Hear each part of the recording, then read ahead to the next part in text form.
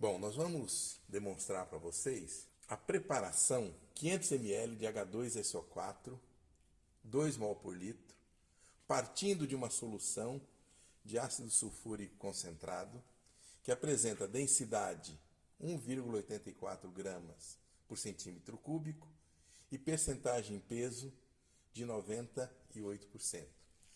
Para isso, nós pegamos então um balão volumétrico, acrescentamos aqui por volta de 300 ml de água deionizada. Como o ácido sulfúrico é ávido por água, a ionização é tremendamente exotérmica. Nós estamos fazendo então um resfriamento dessa água que está no balão, para que quando o ácido sulfúrico entrar em contato com a água, nós não tenhamos uma elevação brusca da temperatura. Temos nessa cuba água e gelo, e nós vamos então agora acrescentar o volume de ácido sulfúrico necessário para a preparação dessa solução.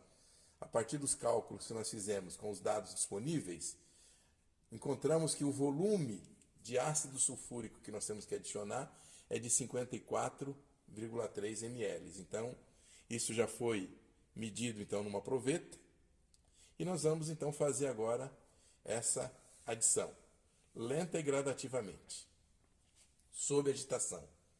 Então vamos lá. Vamos inicialmente adicionar por volta de uns 10 a 15 ml e vamos agitar. Então a diluição tem que ocorrer de maneira lenta e gradativa para que não haja o aquecimento da solução. Então vamos adicionar um pouco mais. E vamos fazendo essa adição lenta e gradativa. Vamos lá? Prosseguir com a adição. Adição, agitação.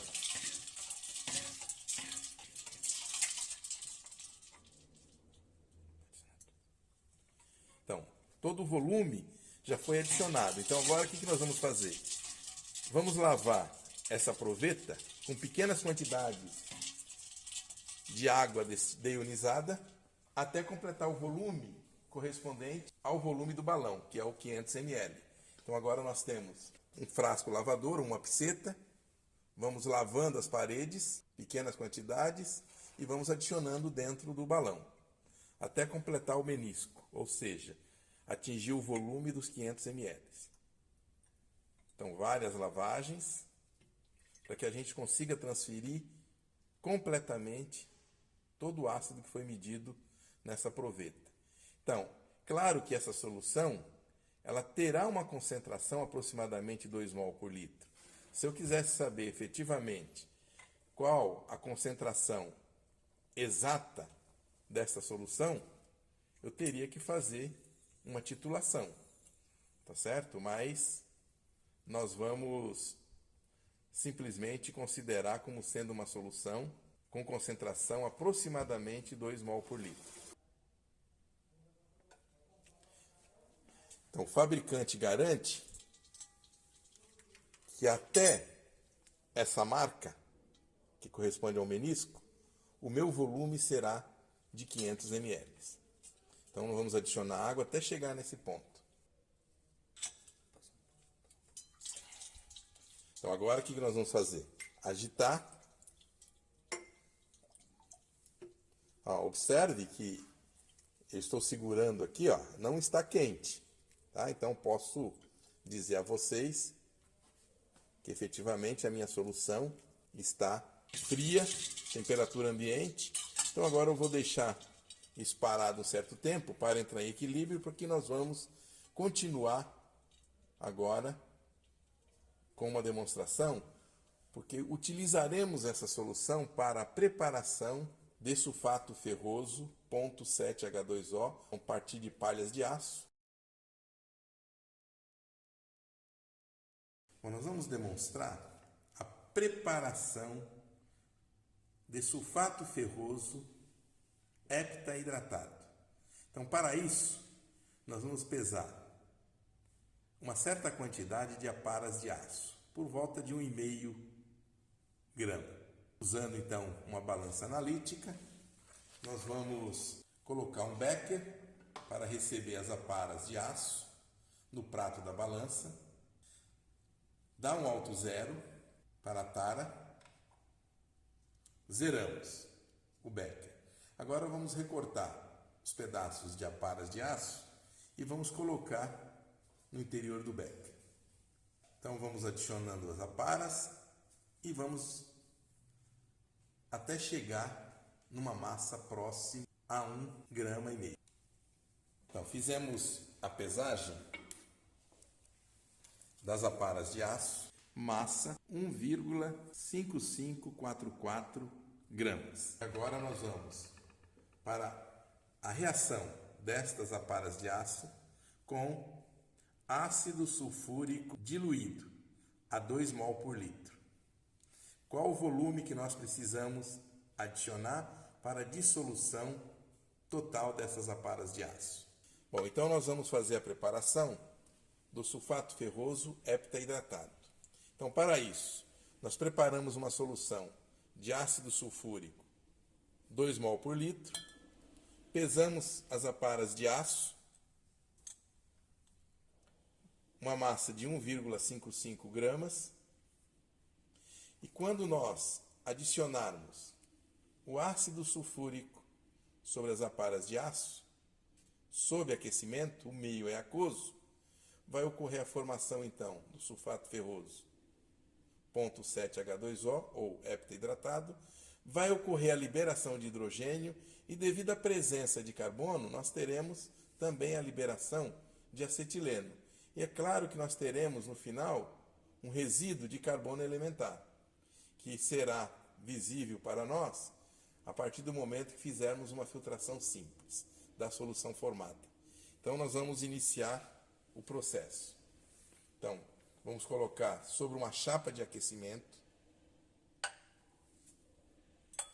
o becker contendo as aparas de aço e vamos medir então um volume de ácido sulfúrico 2 mol por litro de 25 ml. Aí vocês poderiam perguntar por que 25 ml de ácido sulfúrico? Bom, para a massa de aparas de aço que nós pesamos, os cálculos nos levam para um volume de ácido sulfúrico por volta de 14 ml.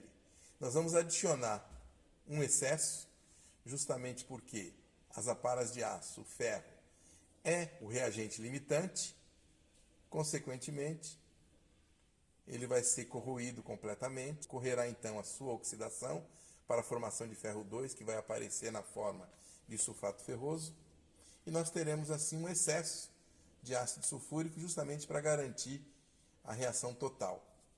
Então vamos adicionar agora o ácido. Nós vamos lavar a proveta algumas vezes com um pouquinho de água para transferir todo o ácido sulfúrico para dentro do becker. E aí nós vamos ligar a chapa de aquecimento. E vamos aguardar que em pouco tempo vai ocorrer a reação de oxidação do aço, na realidade do ferro, que vai ser oxidado a ferro 2, com a liberação de uma mistura gasosa de hidrogênio e acetileno.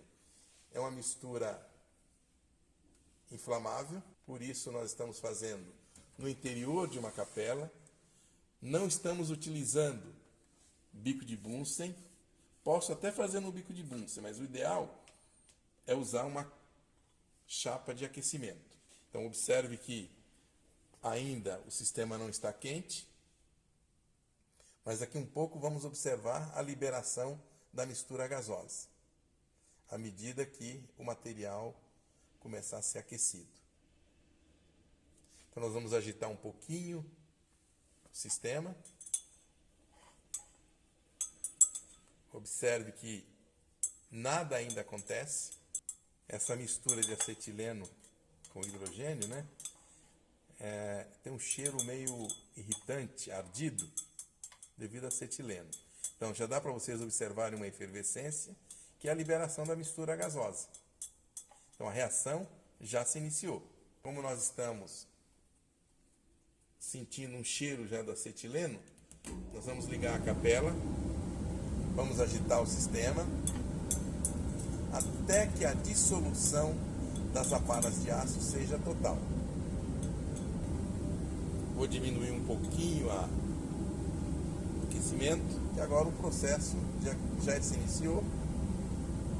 A reação ela é exotérmica, então começa a liberar calor e favorece a reação. Posso até desligar completamente a chapa. Então vamos prosseguir na agitação e vamos mantendo sob reação até dissolução total das aparas de aço. Vou voltar um pouquinho de aquecimento na chapa. Vou adicionar um pouquinho de água destilada para evitar que ocorra formação de espuma mais acima. Pronto. E vou prosseguir com a agitação e um aquecimento mais brando. Enquanto nós observarmos efervescência, é porque há a liberação gasosa. Quando finalizar a reação, não teremos mais efervescência, ou seja, não teremos mais a liberação gasosa, logo não teremos mais aparas de aço a reagir com ácido sulfúrico. Observe que a efervescência já começou a diminuir.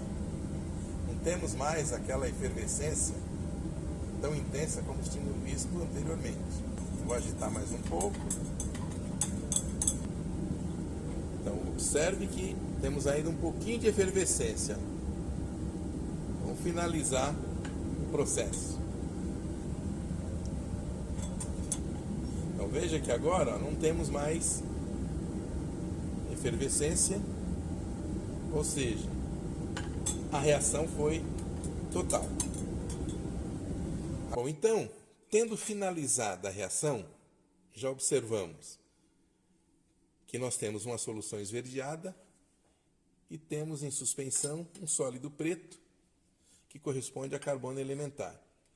Então agora nós precisamos fazer uma filtração para a retenção desse sólido preto, que é o carbono elementar, e ficarmos com uma solução límpida, transparente, verde claro, que corresponde à solução de sulfato ferroso.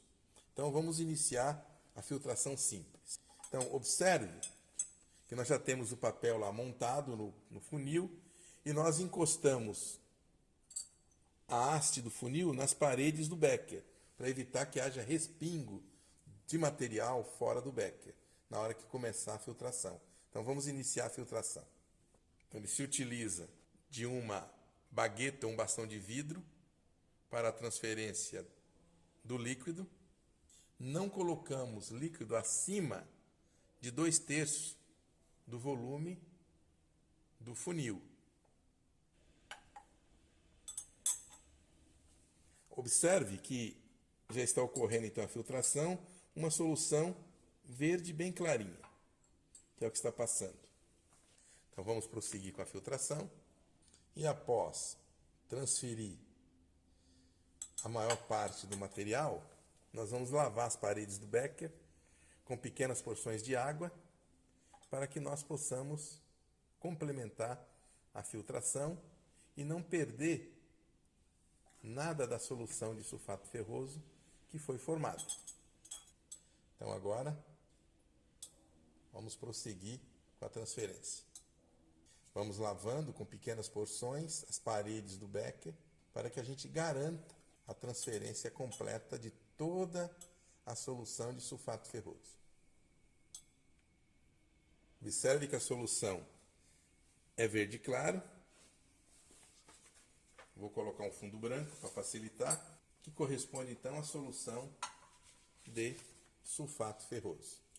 Então, uma vez finalizada a filtração, nós vamos levar esse material agora, essa nossa solução, para evaporação, para eliminação da água, pelo menos para reduzir esse volume em pelo menos 2/3, ou seja, vamos evaporar 2/3 da água, porque nós teremos uma solução mais concentrada em sulfato ferroso, e aí no final nós vamos fazer o seguinte, vamos trocar o solvente, vamos adicionar álcool, deixando uma solução alcoólica, de tal maneira que vai favorecer a cristalização do sulfato ferroso, porque ele é mais insolúvel em álcool do que em água.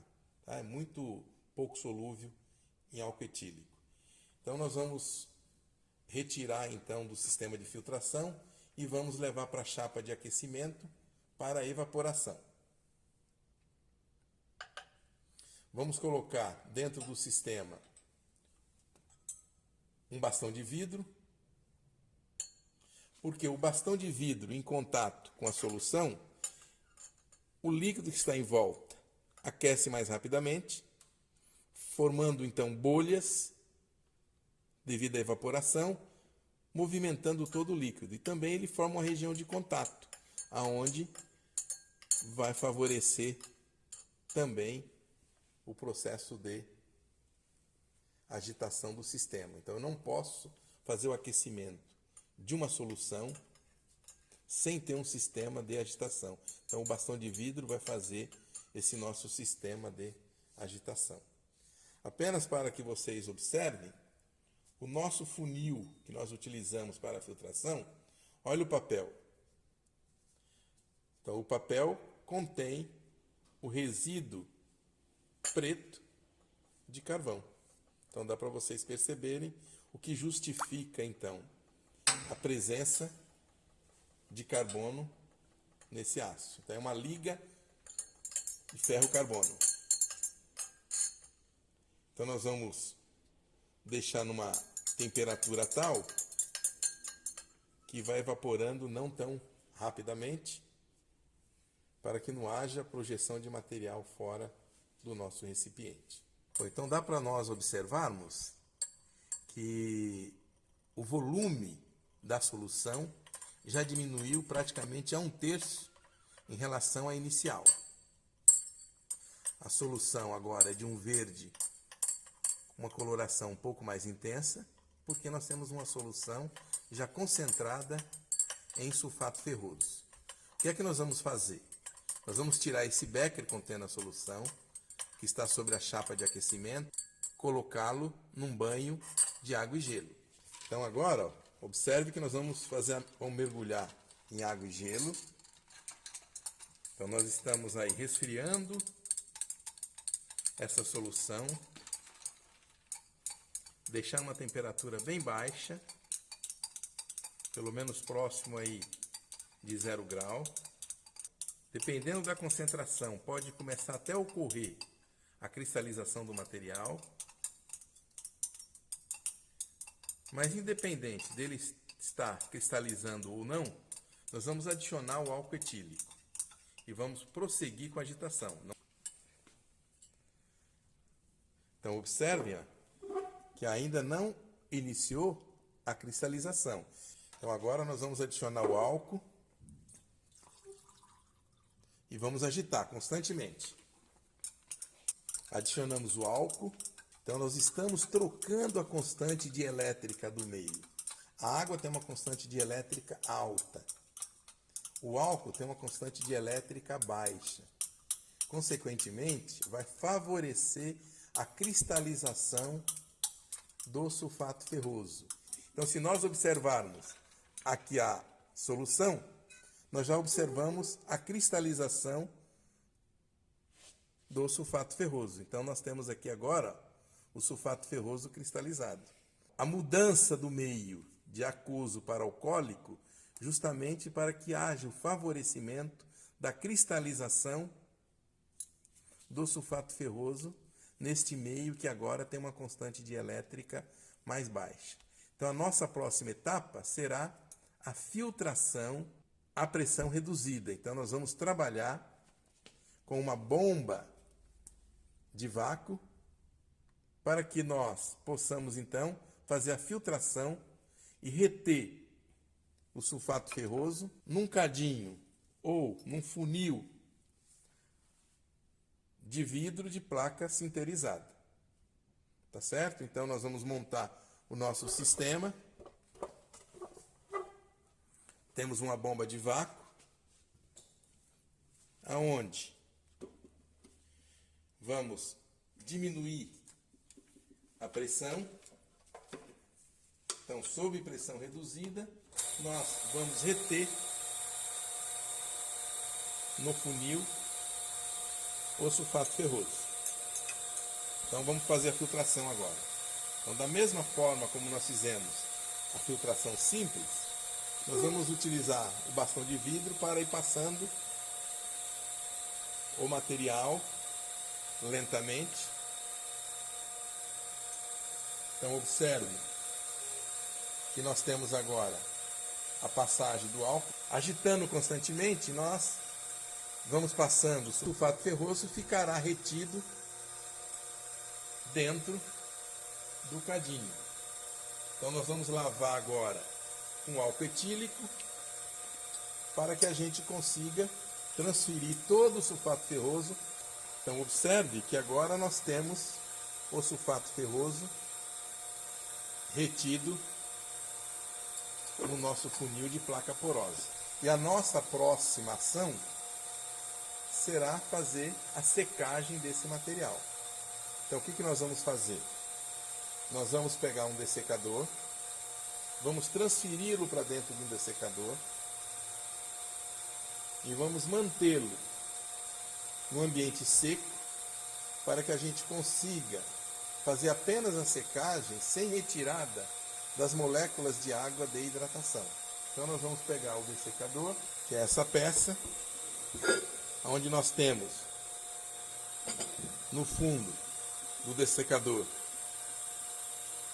sílica gel, está azul, significa dizer seca. E nós vamos transferir agora o funil de placa porosa contendo o sulfato ferroso para dentro desse dessecador.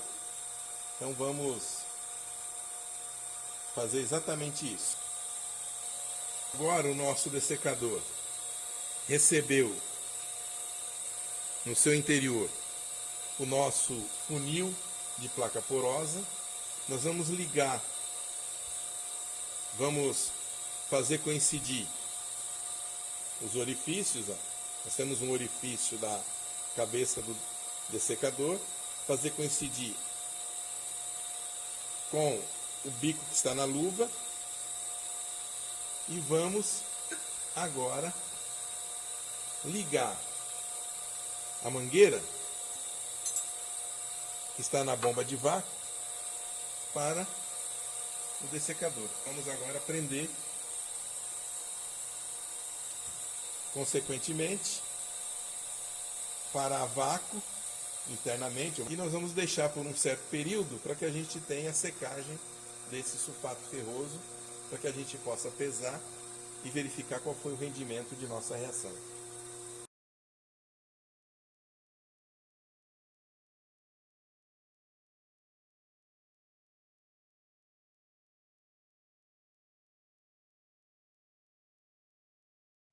Então, para que nós possamos calcular o rendimento da reação, vamos considerar a equação de reação que envolve ferro interagindo com ácido sulfúrico em meio aquoso para a formação do sulfato ferroso heptahidratado e liberação de hidrogênio. Obviamente que essa reação nós temos uma amostra que é aço, é ferro-carbono. Logo, nós observamos também a eliminação ou a liberação de acetileno. É um gás com cheiro ardido, é característico dessa espécie. Então, a nossa reação ocorre na proporção de 1 para 1, ou seja, 1 átomo grama de ferro, 56 grama-mol, conduz à formação de 1 mol de sulfato ferroso heptahidratado, 278,17 grama-mol. Então, imaginem que nós estamos trabalhando com uma amostra de ferro puro. Se isso fosse, essa massa de 1,5544 gramas vai produzir uma massa de sal correspondente a 7,72 gramas. Este valor considera, então, apenas que a minha amostra seja ferro e que o nosso rendimento é de 100%. No nosso experimento, após filtração sob pressão reduzida, chegamos num material que, após secagem, foi transferido para um frasco de vidro, então um material esverdeado, que apresentou uma massa de 98 gramas. Mas o frasco vazio tem uma massa de 91,26. Logo, a massa do sal no final do experimento foi 6,74 gramas. Então, comparando esta massa com aquela massa calculada estequiometricamente, considerando que aqui fosse apenas ferro, conduzindo a 7,72 gramas, para calcular o rendimento, nós devemos pegar a massa obtida, que é o 6,74, dividir por 7,72 gramas, multiplicar por 100, isso nos leva para um rendimento de 87,30%. Então, me resta uma dúvida. Será que nós chegamos exatamente no sulfato ferroso com esse grau de hidratação, FeSO4.7H2O? Nós precisamos confirmar a formação dessa espécie. Como é que eu faço isso? Veja que o nosso rendimento é de 87,30. Nós sabemos que tem carbono pela liberação do acetileno e também pelo resíduo preto que nós coletamos na filtração simples no papel de filtro, indicando a presença de carbono elementar. Mas nós podemos ter perdas, por isso que esse rendimento está aí na faixa de 87,30. Então, como é que eu consigo agora confirmar que efetivamente o material final, nosso produto final, é sulfato ferroso heptahidratado? Como responderemos isso? Então, para responder a esse questionamento com relação à confirmação se ocorreu ou não a formação do sulfato ferroso heptahidratado, nós fizemos um experimento de termogravimetria, ou seja, a obtenção de uma curva de perda de massa em função da temperatura, obtenção da curva termogravimétrica ou simplesmente curva TG. Esta curva permitiu avaliar o perfil de decomposição térmica da espécie, permitiu determinar o grau de hidratação e a percentagem do produto final que correspondeu a Fe2O3, ou o óxido férrico. A curva termogravimétrica, perda de massa em função da temperatura, foi obtida a 10 graus Celsius por minuto, sob a atmosfera dinâmica de ar, para essa amostra de sulfato ferroso 0,7H2O, uma massa de aproximadamente 20 miligramas. Essa curva termogravimétrica nos mostra 3 etapas distintas de perdas de massa. As duas primeiras associadas à desidratação e a última à decomposição térmica do sal anidro, sulfato ferroso. Então, partindo da amostra esverdeada de sulfato ferroso, nós temos então inicialmente 100% do material, a primeira perda de massa, correspondendo a 38,33%, estequiometricamente, essa desidratação corresponde à eliminação de 6 moléculas de água. Ou seja, ocorre na temperatura de 200 graus, aproximadamente, a formação do sulfato ferroso monohidratado. Então, se nós calcularmos, considerando sulfato ferroso monohidratado, o valor calculado, partindo do heptahidratado, corresponde a 61,14%. E o valor que nós encontramos experimentalmente foi 61,67, relativamente próximos. A segunda perda de massa correspondeu a 7,08%.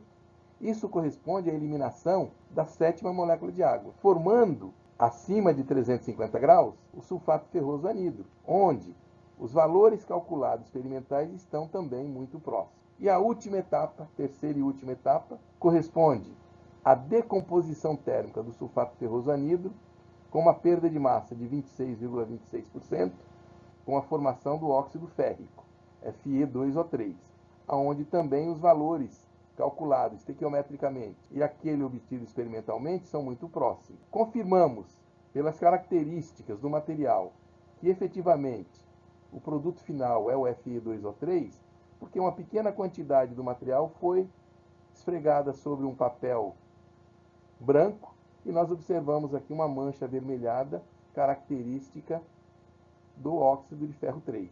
Poderíamos fazer essa verificação, tá certo? Essa confirmação usando a obtenção do difratograma de raio-x do material comparando com o padrão de Fe2O3. Não fizemos esse procedimento porque a característica do material efetivamente comprova a presença do Fe2O3. A mancha avermelhada é consequência dessa substância, desse óxido. Dúvidas? Caso tenham qualquer questionamento, após assistir o vídeo, mande as dúvidas pelo canal que nós faremos o possível para respondê-las. Então é isso aí. Acredito que ficou claro para vocês todo o processo, desde a preparação do ácido sulfúrico até a obtenção do sulfato ferroso, em todas as suas etapas, e por último, como que nós calculamos o rendimento e comprovamos que efetivamente o sal obtido é o sulfato ferroso heptahidratado. Um grande abraço a todos.